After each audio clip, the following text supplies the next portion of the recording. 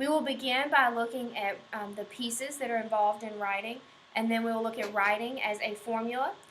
They'll create that formula and turn it into an outline, which will then go into their first rough draft.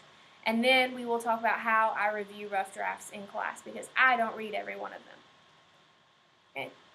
When I first start talking about writing with my 8th graders, I do a survey and say, what has to go in an essay? We go through and we write it on the board, all the pieces. They know intro, they know that you have body paragraphs and a conclusion. And they all know and they think that 3 body paragraphs for a 5-paragraph essay is the norm and what has to happen and what's going to happen for the rest of their life. Although I explained to them that that's not the norm, it's not what has to happen, it is a good, easy method to make sure that they understand the writing formula that I'm going to teach them. Once I start telling them that there are more pieces to this paper that they're going to write, I start off saying, well, your introduction, it's more than just an introduction. It's got to start with an attention getter, go to a link, and then follow up with a thesis statement that outlines your entire paper. Your body paragraph, it's not just a body. What's in it is textual evidence and then an explanation of the significance of that textual evidence. Textual evidence is really what gets them, because prior to 8th grade, they really haven't had to do that. It's mostly been summaries and book reports. So once I say these things, they get that look of shock, their eyes are wide, and so I follow this up with a survey. How many people in here are comfortable with writing? A few raise their hands. I usually get about 3 out of 25 that are really comfortable with it. And then I follow that with, how many of you think math is easier than writing an essay? At 8th grade, most of them will say math is easier. Why is math easier? It's easier because you have a formula. That's what they all feed back to me. You give me a formula, I plug my numbers in, I can usually get the right answer if I use my formula correctly. So I present the idea of writing as a formula to them to help those who think a little bit differently than us creative-minded people. Formula is writing. It's set up very simply. I show them sentence by sentence. Here's what you do. It's plug it in, fill in the blank with your words according to what's supposed to be there. Just like for your introduction, we know a minimum of 3 sentences. At this point, start with an attention getter, a link, and then a thesis. Each body paragraph, topic sentence, evidence, explanation, and then a concluding sentence.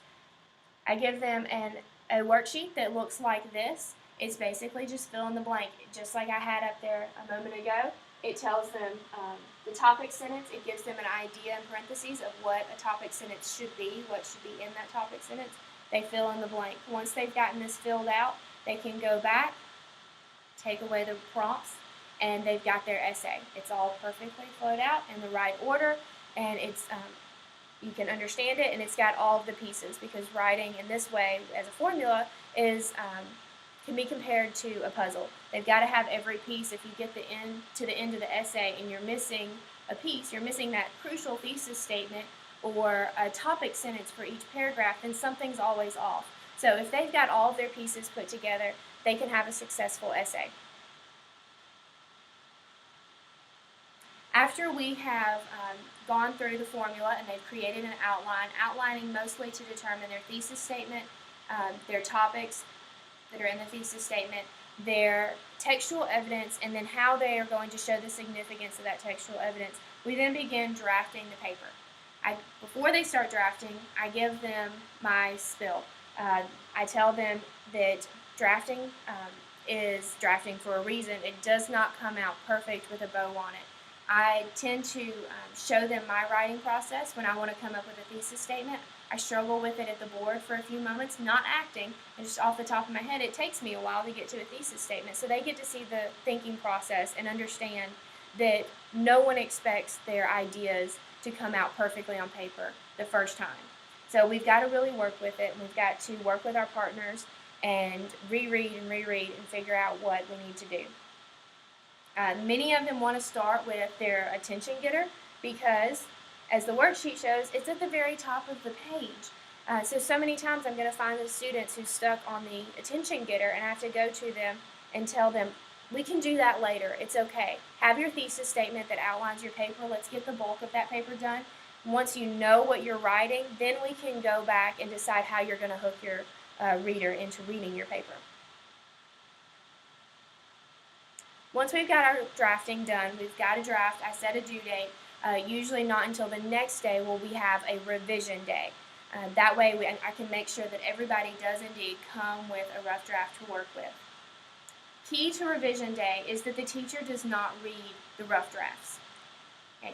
I make the students work for me. It benefits them. It benefits me. I can work with them more closely. It's a way of differentiating the learning in my classroom. So many are at different levels that I can walk around and work with them individually, which I believe is the best thing to do with writing, because I cannot expect all 25 to 30 students to be on the same level in every classroom.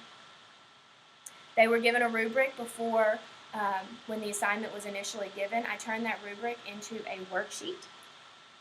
It looks something like this. I go through and turn each point that I'm grading them on into a question, so that the person that they are paired with, they're going to swap papers, and they have to go through and answer every part of this worksheet. Does it have a thesis statement, yes or no? Okay. You can't just say yes. You can add something. What can they do to improve it? If you say no to them having descriptive details, help them out. Show them how they can get descriptive details into their essay.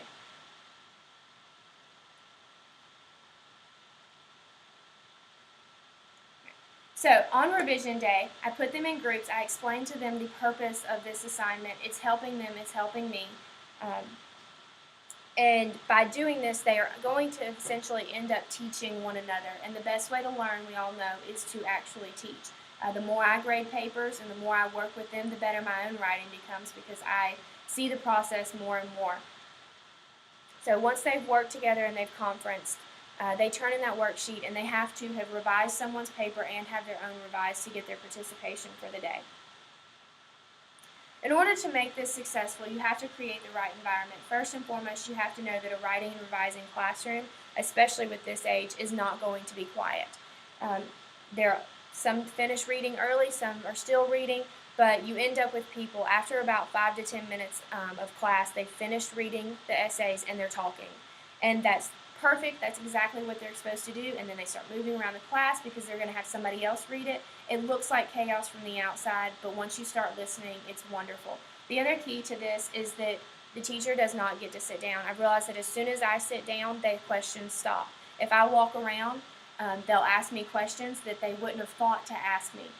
I do refuse to read an entire essay. So many students want to bring me an essay and say, please read this and tell me if I did it right.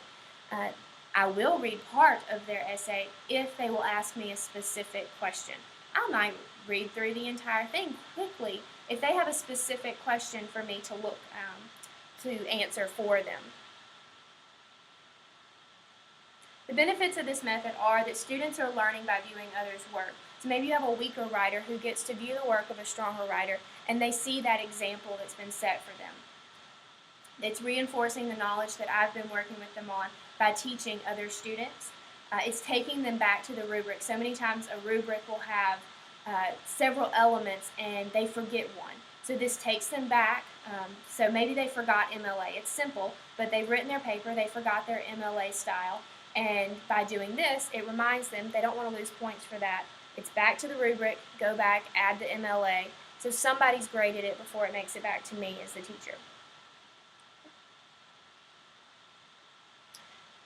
Once I do get their final paper in, I read through the entire thing. I do my own revising. I make suggestions for them. The key is I have to work really hard to not correct their paper, but to simply advise them and make suggestions. Because after I revise, I'm going to set aside another day, maybe not an entire class period, to a revision again. Because, like I've said before, it's draft after draft after draft. Published writers still will go back and read their work and say that it's not complete. So I have them go back, create a folder in which all of their essays go into, and they take the essay that I give back to them with my revisions. They have to go back and make those revisions to their original paper again, so that they end up with an even more solid, thorough essay after that. And after we do this throughout the year, they come up with a portfolio in which they can compare what they turned in to what they revised, and then from the beginning of the year to the end of the year, and see their progress. Okay. Using technology with rough drafts is wonderful. With 8th graders, and particularly the first time I do this, I don't want to use Google Drive with rough drafts, but you could use Google Drive for this revising process and use the comments and the suggestions options instead of having students print them out and work together that way, writing everything down. Colored pencils is also the best way to go so that they can see their comments when they're writing them on paper. Google Drive is great. It saves time and is wonderful when you decide to read their rough drafts. Later on in the year, especially in my honors class, I will work with their rough drafts very closely because I want them to revise over and over and over again and end up with that nearly perfect paper. So I can go through, read it in Google Drive without them having to worry about printing it, make my comments and suggestions, and then have them turn the final draft in on paper. Right, so that's everything I have for drafting. Have fun drafting and enjoy. And feel free to comment if you have any questions.